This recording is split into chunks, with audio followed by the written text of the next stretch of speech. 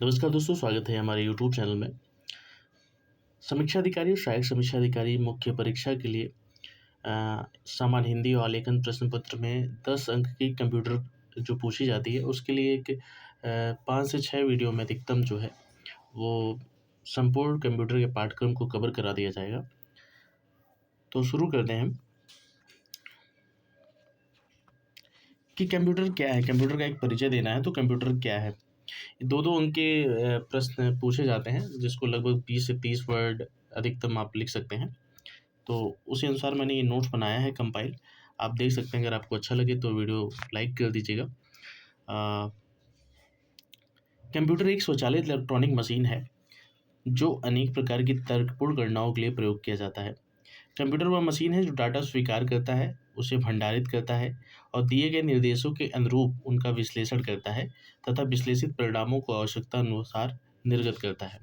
ये कंप्यूटर का परिचय हो गया। ठीक है। अब कंप्यूटर के घटक क्या हैं, इसको देख सकते हैं। कंप्यूटर के घटक। कंप्यूटर सिस्टम को मुख्यतः 3 भागों में बाँटा जा सकता है। एक हार्डवेयर, दूसरा सॉफ्टवेयर, तीसरा डाटा। ठीक है। फिर हार्डवेयर क्या होता है, सॉफ्टवेयर क्या होता है, डेटा क्या होता है, इसको समझ लेते हैं। पहला, हार्डवेयर। कंप्यूटर मशीन का वो भौतिक भाग है जिसे हम छू सकते हैं, महसूस कर सकते हैं, जैसे keyboard, mouse, monitor, CPU, printer, motherboard. Hardware के सभी पार्टों को वो भौतिक रूप में अवस्थित होते हैं, जिन्हें हम छू भी सकते हैं, देख भी सकते हैं, उसको महसूस भी कर सकते हैं। ठीक है। फिर सॉफ्टवेयर क्या होता है। सॉफ्टवेयर समझिए अनुदेशों और प्रोग्रामों का वह समूह जो कंप्यूटर को ये बतलाता है कि उसे क्या और कैसे करना है, सॉफ्टवेयर कहलाता है। सॉफ्टवेयर यही है जो कंप्यूटर को दिशा निर्देश देता है। ठीक है। सॉफ्टवेयर का काम है हार्डवेयर को दिशा निर्देश कर देना, और हार्डवेयर जो है सॉफ्टवेयर के अनुरूप ही कार्य करता है। जिस तरह से सॉफ्टवेयर प्रोग्राम अनुदेश बनाएगा, उसी प्रकार से हार्डवेयर अपना कार्य करता है। कंप्यूटर को, सॉफ्टवेयर को हम छू नहीं सकते, नहीं भौतिक रूप में देख सकते हैं। इस प्रकार हार्डवेयर यदि कंप्यूटर का शरीर है, तो सॉफ्टवेयर उसकी आत्मा है। ठीक है। आपको 2-2 मार्क्स के प्रश्न आएँगे, जिसमें आप 20-30 वर्ड ही उसमें लिखेंगे तो अच्छा हो जाएगा। बाकी आपको बहुत विस्तृत वहाँ पे नहीं लिखना है। फिर अगला देखिए, डाटा क्या है। डाटा जो है तथ्यों, सूचनाओं का अव्यवस्थित संकलन है। क्या है? अव्यवस्थित संकलन। तथ्यों और सूचनाओं का अव्यवस्थित संकलन है। डाटा को 2 प्रकार या 2 भागों में विभाजित किया जा सकता है। पहला है संख्यात्मक डाटा, यानी डाटा 2 प्रकार के होते हैं। संख्यात्मक डाटा, ये अंकों से बना होता है, जैसे 0, 1, 2, 3। ठीक है? इस तरह से ये संख्यात्मक डेटा होता है। फिर है चिन्हात्मक डाटा। इसमें अक्षरों, अंकों, चिन्हों का प्रयोग किया जाता है, जैसे इस टाइप की चीज़ें। फिर ये, ठीक है, इस टाइप के जो अक्षर वाले या चिन्हात्मक डाटा है, इन्हें डेटा के रूप में प्रयोग किया जाता है।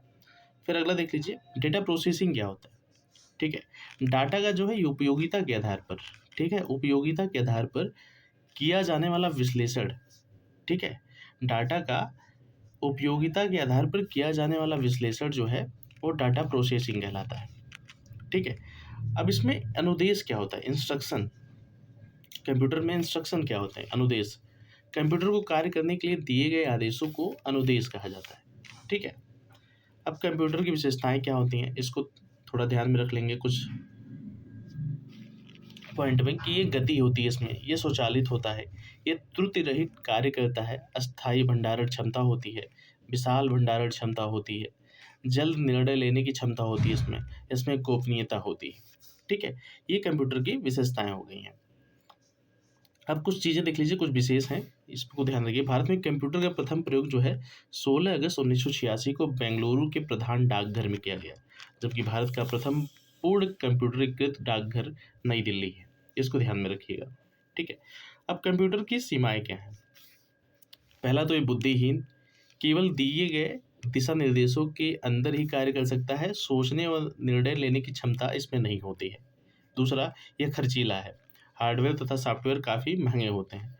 इसमें वायरस का खतरा होता है, जैसे आपने रैनवेमशेयर का जो वायरस का खतरा इसमें देखा है। फिर विद्युत पर निर्भरता है, विद्युत होगा तभी चलेगी। ठीक है। ये कंप्यूटर की सीमाएं हैं। ठीक है, ये ध्यान रखिएगा। सॉरी सॉरी, ये ध्यान रखिए, कंप्यूटर साक्षरता दिवस कब मनाया जाता है? 2 दिसंबर को। ठीक है।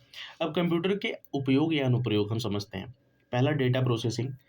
ये जनगणना, सांख्यिकी विश्लेषण, परीक्षाओं के परिणाम आदि के डेटा को प्रोसेस करता है, उपयोगिता के आधार पर उसका विश्लेषण करता है। ठीक है।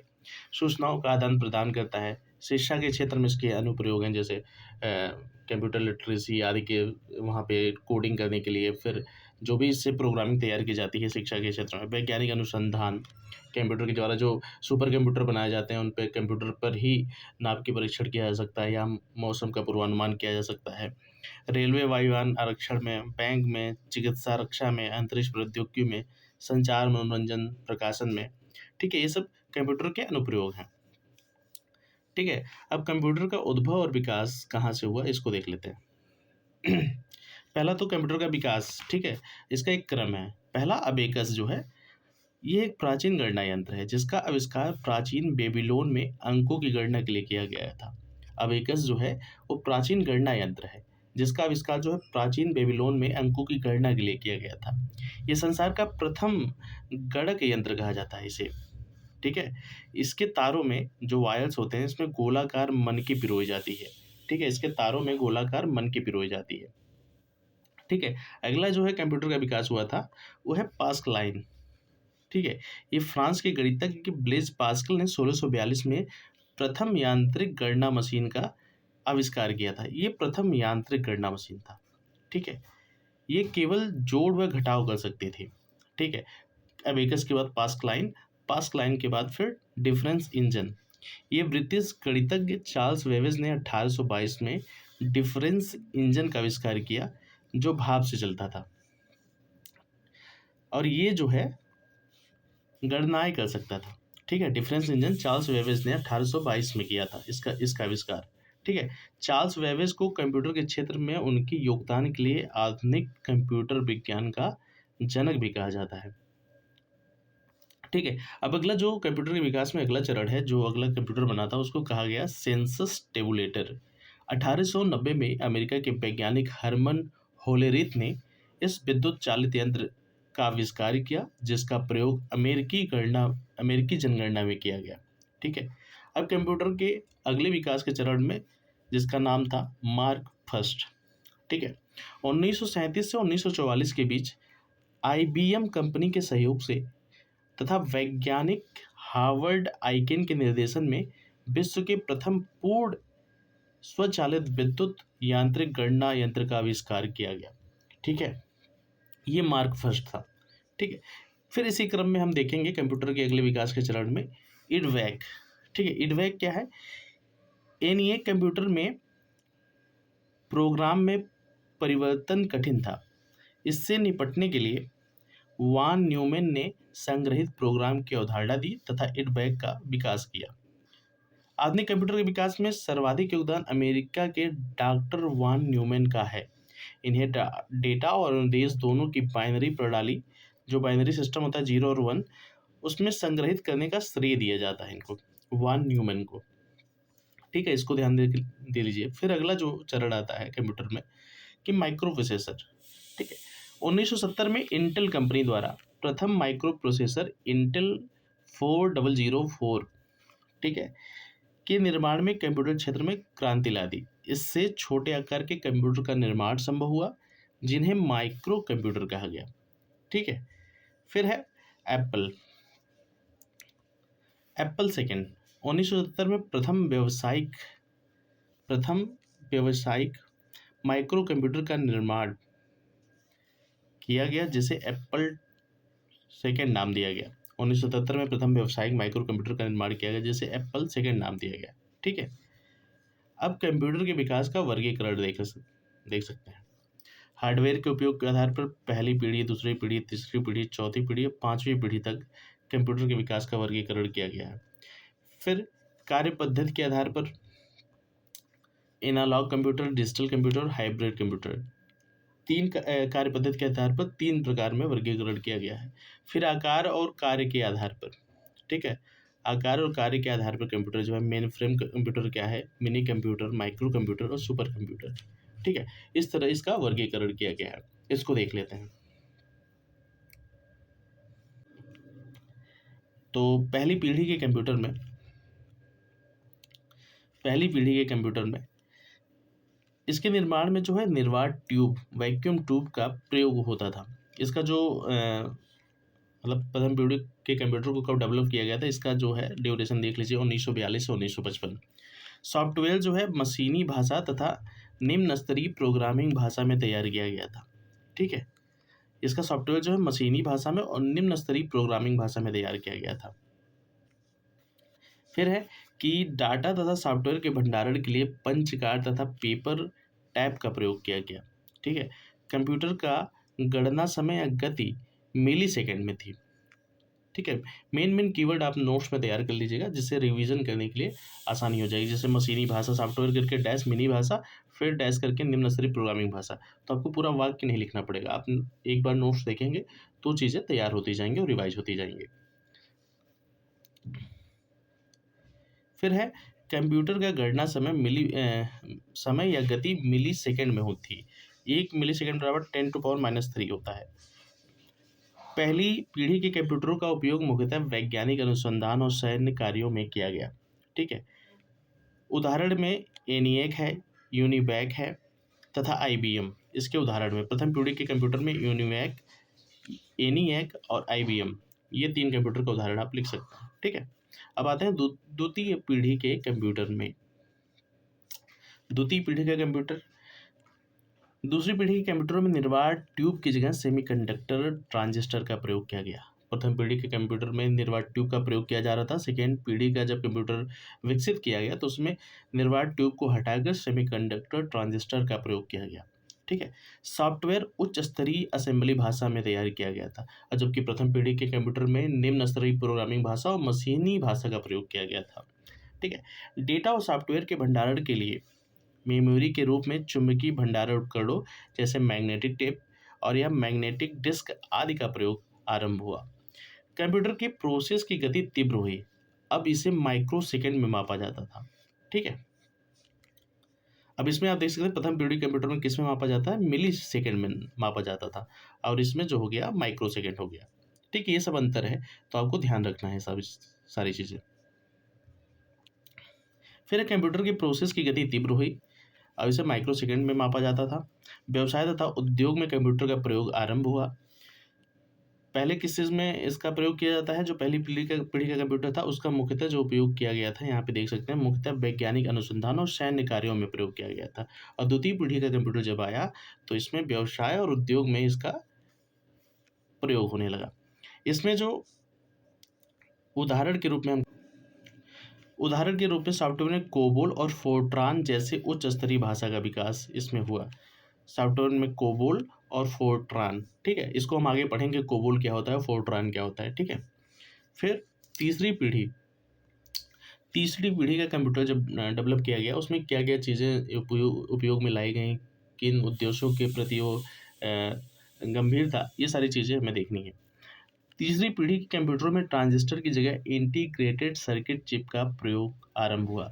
पहले में क्या था, निर्वात ट्यूब, फिर दूसरे में सेमीकंडक्टर आ गया, अब आ गया इंटीग्रेटेड सर्किट चिप।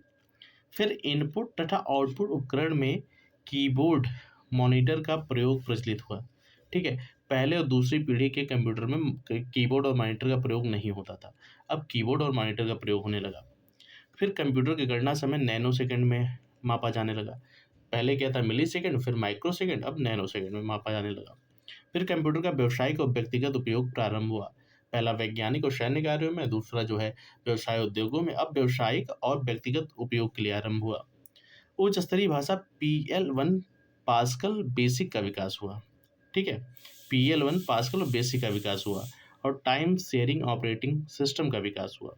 ये तीसरी पीढ़ी के कंप्यूटर की विशेषताएं हैं। अब चौथी पीढ़ी के कंप्यूटर की विशेषताएं हम लोग देख लेते हैं। चौथी पीढ़ी के कंप्यूटर में माइक्रो प्रोसेसर का प्रयोग किया गया। ठीक है, कंप्यूटर का गणना समय पिको सेकंड में होने लगा, इससे पहले नैनो सेकंड में था। माइक्रो प्रोसेसर का विकास EME हाफ ने 1971 में किया।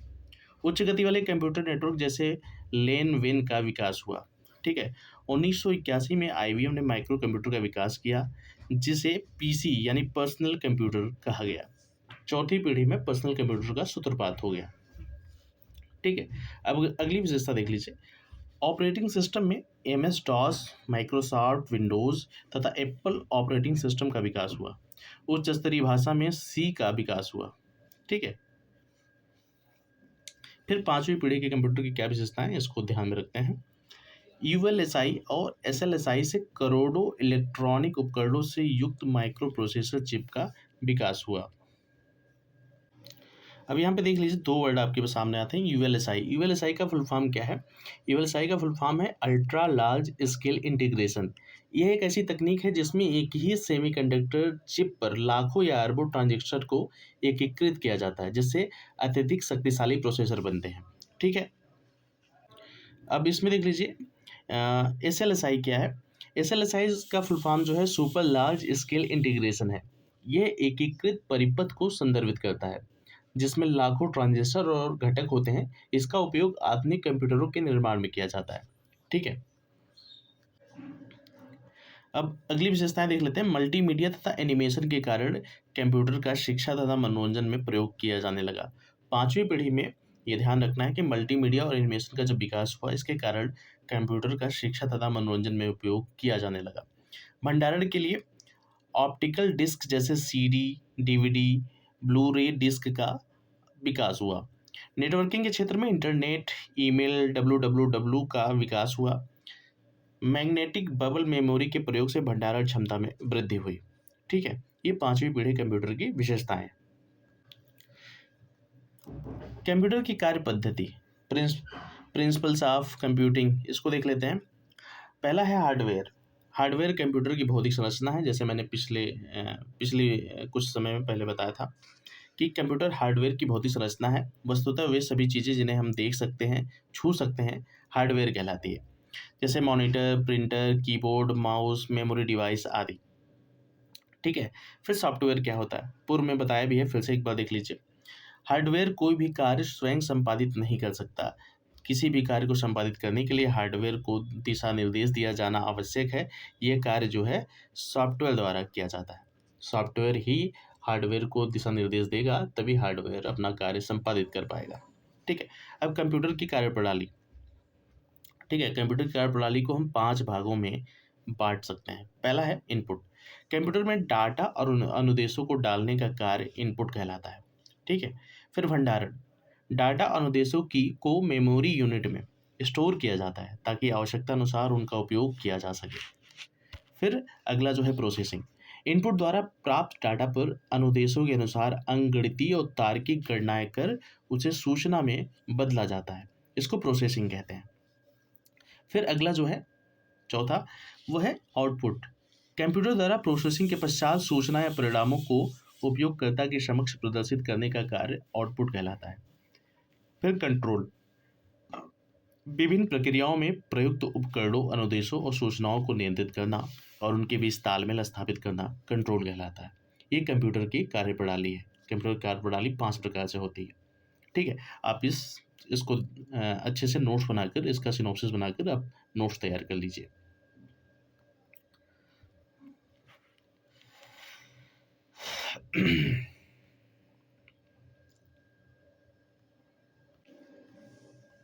फिर है भंडारण यूनिट यानी मेमोरी। इसको क्या कहते हैं, मेमोरी को क्या कहते हैं, मेमोरी की अवधारणा क्या है, मेमोरी की संकल्पना क्या है। ठीक है। मेमोरी को मुख्यतः 2 भागों में बांटा जा सकता है। आइए पहले समझ लेते हैं मेमोरी क्या है। कंप्यूटर मेमोरी जो है एक ऐसा स्थान है जहां कंप्यूटर डेटा और प्रोग्राम को स्टोर करता है। इसे अक्सर मुख्य मेमोरी या प्राथमिक मेमोरी के रूप में जाना जाता है। यह कंप्यूटर के संचालन के लिए महत्वपूर्ण है। यह जानकारी को अस्थायी या अस्थायी रूप से संग्रहित करने में मदद करता है। ठीक है। अब मेमोरी को 2 भागों में बांटा जाता है। ठीक है। पहला है प्राथमिक या मुख्य मेमोरी।